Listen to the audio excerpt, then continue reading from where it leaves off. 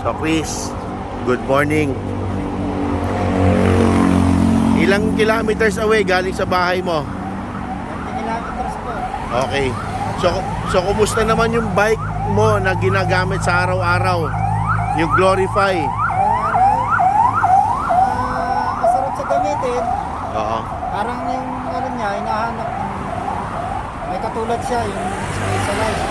Yun, no? Alin, Yan, no? Yan ang experience ko dito. Oo.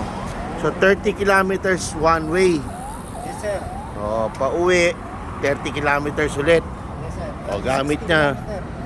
Oo, grabe oh. Ayan oh. Oo. Ayan. Gamitin. So, komportable talaga sa gamitin.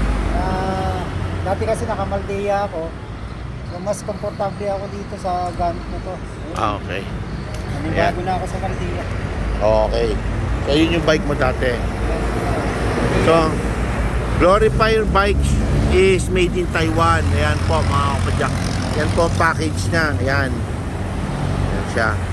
So araw-araw si Chris ay 60 kilometers back and forth. Ayan. We are Glorious Ride Bike Shop. Nasa Kamyas po kami. Okay. So ayan. So, sige Chris, thank you ha. At Mga kapatya, pag pinigin natin po Glorify, masarap sa gamitin, para ka naka-specialize. ayan o. Ayan mga kapadyak. Sinabi yung bigayan dito. Alright. Thank you Chris. Ingat.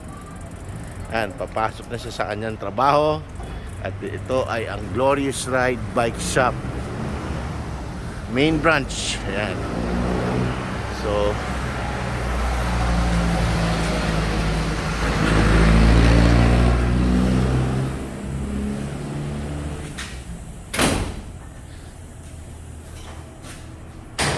ayan. Ayan ang kanyang pinagtatrabahuhan. Ayan. Ito yung kanyang mechanic area. Ayan. Araw-araw. Ayan. Glorify road bike ang kanyang gamit. Okay. Ayan. Ayan yung kanyang parking. Ito yung work area niya. Ito ang waiting area naman ng mga bikers dito sa Glorious Ride. Ayan.